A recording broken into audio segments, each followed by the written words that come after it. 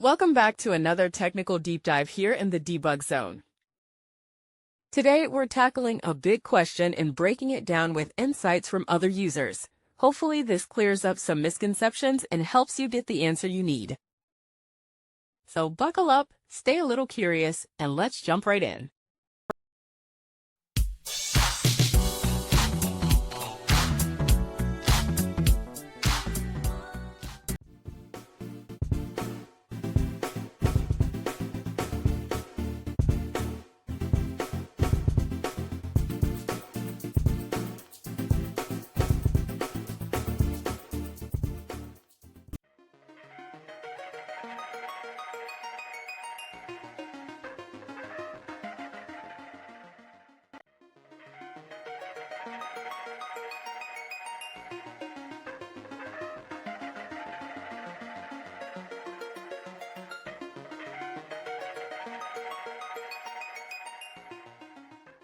And that's a wrap.